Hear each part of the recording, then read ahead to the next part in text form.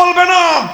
এমন কিছু আল্লাহর কোরআনের বিধান আছে যেই বিধানগুলো বাস্তবায়ন করতে হলে সমাজ এবং রাষ্ট্রীয় শক্তির প্রয়োজন হয়। কোরআনের সেই বিধানগুলো বাস্তবে প্রতিষ্ঠিত করার জন্যই উলামায়ে কেরাম ইসলামী রাজনীতির কঠিন অঙ্গনে কাজ করতেছেন। এরপরে আখেরি কাজ তাজকিয়ার জন্য, উম্মতের মানুষের চরিত্রের মধ্যে আল্লাহর কোরআনী আখলাক পয়দা করার জন্যই হাক্কানি উলামায়ে কেরাম, মাশায়েখে এজাম বিভিন্ন খানকাহের মাধ্যমে এবং ইসলাহি কর্মসূচির মাধ্যমে, তারা আত্মশুদ্ধির মেহনতের মাধ্যমে উম্মতের আখলাকের মধ্যে কোরআনী চরিত্র সৃষ্টি করার কাজ করতেছেন। কাজে এই সবগুলি কর্মসূচি এক সূত্রে গাথা, এগুলোই হলো আল্লাহর নবীর বৈপ্লবিক কর্মসূচির বুনিয়াদ। কাজেই মনে রাখতে হবে, এই কর্মসূচিগুলোর যে কোনো একটার যে বিরোধিতা করে, সে শুধু একটা কর্মসূচির বিরোধিতা করে না, সে আল্লাহর পয়গম্বরের আনিত ইসলামের পূর্ণাঙ্গ কর্মসূচির বিরোধিতা করে।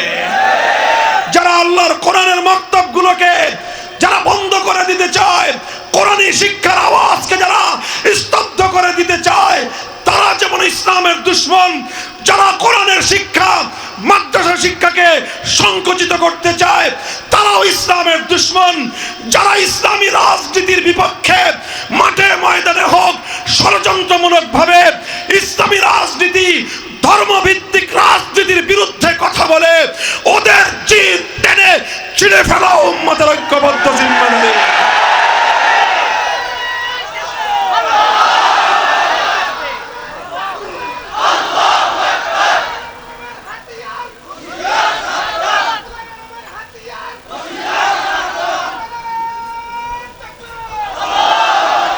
আলহামদুলিল্লাহ, এই সব কর্মসূচি চলছে এবং আস্তে আস্তে এটা দানা বাঁধছে, আস্তে আস্তে দানা বাঁধতেছে। বলেন ঠিক না বেঠিক?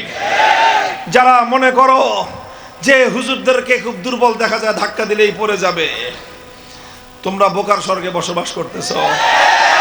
হুজুরদের মক্তবগুলো এরকম লড়বড়ে দেখা যায়, ভাঙ্গা কুড়ে ঘরের মক্তব মনে হয়, ধাক্কা দিতে আইসা দেখো এই ভাঙ্গা কুড়ে ঘরের কোরআনী মক্তবকে ধাক্কা দিতে গিয়ে দ্য গ্রেট ব্রিটেন ভেঙ্গে টুকরো টুকরো হয়ে গেছে। ব্রিটেন ভেঙ্গে গেছে, কোরআনের মক্তব ভাঙে নাই। যারা আজ মনে করো মুখের ফুৎকার দিয়ে আল্লাহর জমিন থেকে কোরআনী ব্যবস্থাকে বাংলার জমিন থেকে বিদায় করে দিবে, উৎখাত করে দিবে বলেই তোমরা বোকার স্বর্গে বসবাস করছো। তোমরা তোমাদের স্বপ্ন দেখছো, আর আমরা পরিকল্পনা করছি। আমরা দেশের মানুষকে স্বপ্ন দেখাচ্ছি ইনশাআল্লাহ, আল্লাহর রহমতের উপর ভরসা করে। বাংলার মানুষ আজ আলেম সমাজের নেতৃত্বে আস্থা রেখে যেভাবে তারা ঐক্যবদ্ধ হচ্ছে, আমরা বাংলার মানুষকে প্রতিশ্রুতি দিয়েছি, যদি ইনশাআল্লাহ আল্লাহর রহমত শামিলে হাল হয়, আগামীর বাংলাদেশ হবে ইসলামের বাংলাদেশ, খেলাফতের বাংলাদেশ, আল কোরআনের বাংলাদেশ।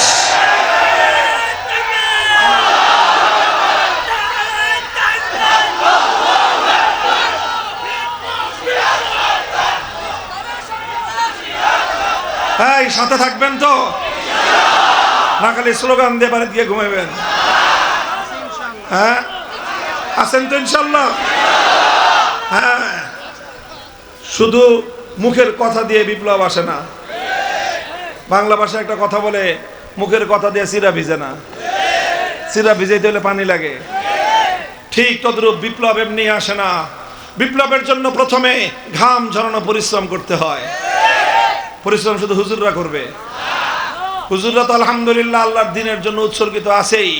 সাধারণ মানুষ আলে বলে আমাদের সাথে জুড়তে হবে, ঘাম ঝরানো মেহনত করতে হবে। করবেন তো ইনশাল্লাহ? এরপরে দ্বিতীয় মেহনত হবে চোখের পানি দিয়ে আল্লাহর কাছে সাহায্য চাইতে হবে। যেইভাবে জুলাই বিপ্লবের আগে এদেশের নারী, শিশু, পুরুষ, আবাল, বৃদ্ধ, বনিতা তারা অকাতরে চোখের অশ্রু নজরানা দিয়ে আল্লাহর কাছে সাহায্য চাইছিল ঘরে ঘরে, ঠিক ওইভাবে আল্লাহর কাছে সাহায্য চাইতে হবে।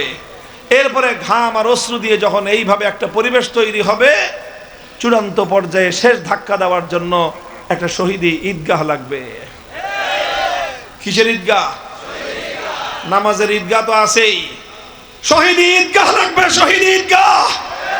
সেই শহীদ ঈদগাহে প্রয়োজনে মাথায় কাফনের কাপড় পরে আল্লাহর জমিনে আল্লাহর কোরআনের রাজ কায়েম করবার জন্য শাহাদাতের শপথ নিয়ে কারা কারা হাজির থাকবা, হাত তুলে অঙ্গীকার করো আল্লাহর কাছে।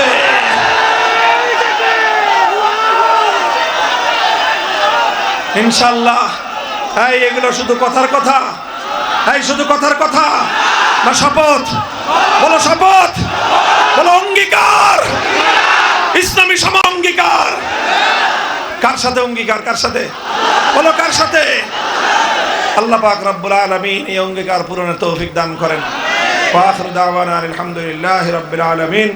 আসসালামু আলাইকুম ওয়া রাহমাতুল্লাহ। আলহামদুলিল্লাহ।